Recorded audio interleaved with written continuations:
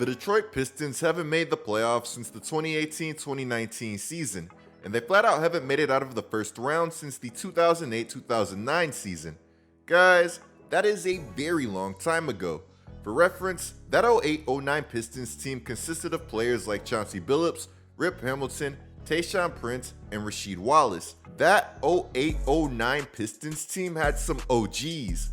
Look, I love my New Orleans Pelicans and Houston Rockets, but if you told me that either of these teams would only make the playoffs twice since 08-09 and not make it out of the first round either season that they made the playoffs, then I would probably have some very hard decisions to make as a fan. Although I'm only joking, the struggles that have been occurring in Detroit have been no joking matter, and despite having a ton of talent now and making Monty Williams one of the highest paid coaches in the league, things don't seem to be looking any better. In fact, to start the season, you could say that things have been looking much worse than anybody ever could have imagined, which makes me feel terrible for Pistons fans. Imagine potentially paying a coach up to $100 million only for that coach to seem like they have no control over your team's direction.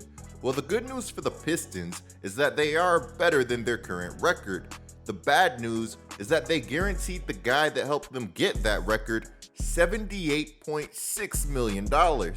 This Pistons team has some hard realities to face, which we have to talk about, but first, today's content is sponsored by Chime. Let's be real, we all want to tackle those money goals before the year's over, and with the right checking account, you can do just that and cross one of your biggest worries off of your list. This is where Chime comes in huge. Chime's online checking account has tons of benefits that millions of members love, like fee-free overdraft for up to $200, and you can get paid 2 days early with direct deposit, all while managing your money on the go 24/7.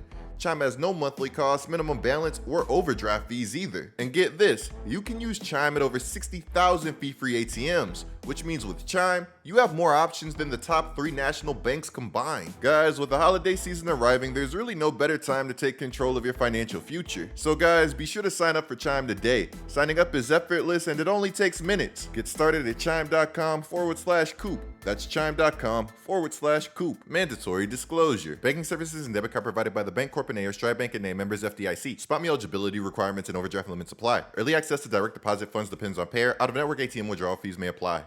The Detroit Pistons haven't just been bad to start this season, they have been flat out terrible. This Pistons team has been so terrible that against all odds, they somehow managed to not win a single game in the entire month of November.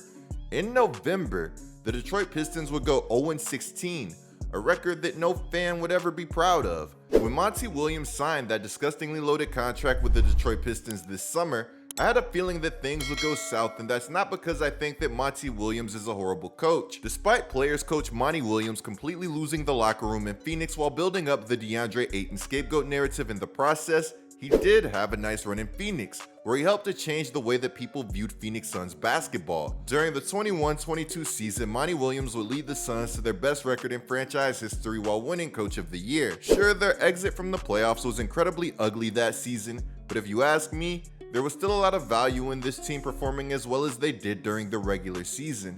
So at this point, you're probably asking, well, if you thought that Monty Williams was so solid, then why did you have a feeling that things would start off so rough in Detroit? And to be honest with you guys, there are actually a few reasons for me feeling this way. For starters, just look at what Monty Williams said when he was asked why he joined the Detroit Pistons. Monty would say that he joined the Pistons for the players and also for the money. Now he'd go on to describe the money as a form of job security, but that doesn't really make me feel any better about what he said, because at times, too much security can be bad, and at the end of the day, you don't want to have to buy somebody who truly doesn't want to be there. So I'm not saying that this is solely the case for Monty Williams, but would anybody be shocked if a coach that got a contract like Monty's from a small market team just stopped trying because they know that if they got fired, they get a nearly $80 million reward? It's like getting in a relationship with a girl who doesn't like you for you, but loves the attention or things that you give her. It's just not really a good idea in the long run. I can't stress enough that I don't think that Monty is a horrible coach, but I do believe that he's one that's become heavily overrated. I'll probably get some hate for this, but I really do think that people underestimated the impact that a historically great floor general like Chris Paul could have for any team. But that aside, that Suns team was also stacked to the brim with talent. All of this makes life easier for a coach like Monty Williams. I know that a lot of people will defend Monty, pointing to the fact that this Pistons roster isn't that great, and while I'll agree, in my opinion, there's no reason for this team to be worse than it was under Dwayne Casey when they really didn't lose anybody too important, and drafted players like Marcus Sasser, who is a polished two-way shot-creating point guard that has also flashed good upside. Mind you that this past summer, this team also drafted Asar Thompson, who happens to be a smooth, high IQ generational athlete that has as much potential as any guard or wing in the NBA. This guy is routinely doing things that make you drop your jaw on both sides of the ball, and is somebody that Pistons fans should be very excited about. If I wasn't clear earlier, I'm not mad that this team is losing games. It comes with the process. I'm mad at the lack of development that has been coming with these L's. Asar has been having a great season so far, so what does Monty Williams do? He takes him out of the starting lineup and puts him on the bench, severely limiting his minutes in search of more shooting in an attempt to maximize Cade and win games. I understand wanting to maximize a talent like Cade and win some games in the process, but you really should be able to win a few of these games while still prioritizing the development of your young core. Again, it's not like the Pistons are fighting for the 1 seed this season. Unfortunately, questionable decisions have become all too familiar for this franchise. Jaden Ivey, who the Pistons drafted 5th overall in the 2022 NBA draft and has been pretty good, has seen sporadic minutes this season with disgusting lineups. Against the Memphis Grizzlies December 6th, I watched this man be one of the last players off of the bench for this Pistons team. For a Pistons team that is this bad, that just shouldn't happen. One of the reasons that Monty Williams actually prefers playing Killian Hayes over Jaden Ivey is that because according to him, Killian Hayes' shooting complements Cade Cunningham better. Mind you that as he says this, Killian Hayes is only taking 2.8 threes a game while knocking down 32.1% of them. Meanwhile, Jaden Ivey is taking 3.1 threes a game while knocking down 34.6% of them. I don't know about you guys, but at least to me, Monty's reasoning here just really doesn't make any sense. And if things weren't already bad enough, apparently Ivey would be blindsided by everything going on this season. Reportedly, Monty held no conversations with Ivey to let him know that he would be coming off of the bench. It's one of those things that just sort of happened. When Monty is playing games like this with who is supposed to be the Pistons franchise point guard, it makes sense that some of the higher-ups that were involved in that decision-making process to draft this point guard would be mad at the way that he's being used. And at least according to reports, that is actually the case.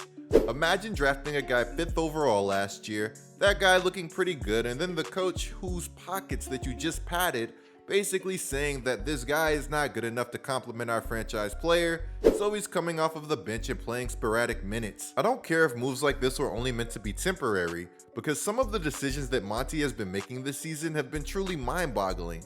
But at the same time, it's impossible to blame this whole debacle on just Monty, because the truth is that, as I said earlier, he was dealt a tough hand from Pistons GM Troy Weaver. Monty might currently be the face of this dysfunction, and while he's definitely a part of it, as I just said, it certainly runs deeper than him. When it comes to the questionable moves that this franchise has made, I really don't even know where to start. Last season, I had to watch this team trade for James Wiseman while losing Sadiq Bey in the process, and then eventually proceeding to start James Wiseman over their promising rookie Jalen Duren, who had been looking fantastic. For most teams, acquiring Wiseman would have been a solid buy low opportunity, but when the Pistons acquired him, all I could do was scratch my head. It's like for whatever reason, this team wanted to build a mediocre shooting team that lacked vets.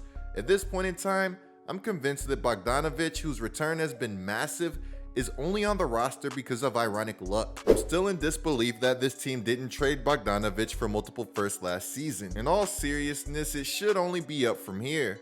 The Pistons shooting should only continue to get better as this team gets healthier, and this should only help to continue the rise of Cade Cunningham, who a lot of people are sleeping on now because of his situation. Guys, at the end of the day, this team truly does have special talent. It's all just a matter of unleashing that talent's potential. It's a shame that a lot of people don't recognize the true potential that's on this roster all because of that ongoing dysfunction that we've talked so much about. Guys like Jalen Duren need more shine. This is actually somebody that I want to make a video on sometime in the near future. Duren is an elite athlete who is also an opposing defender with an offensive game that really would surprise you. Last season, he entered the NBA as its youngest rookie and still managed to average 9.1 points, 8.9 rebounds, and 0.9 blocks in just 24.9 minutes a game.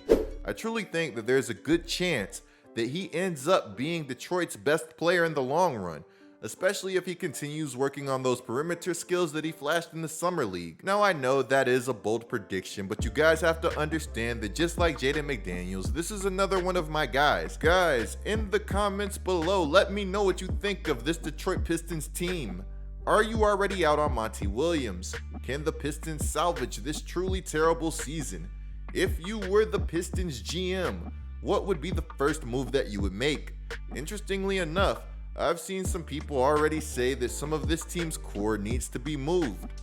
Again guys, let me know what you think of everything down in the comments below. Clicking the video on the screen right now is a great way to support my channel. I'm GetLikeCoop, bringing you guys the scoop until our next upload.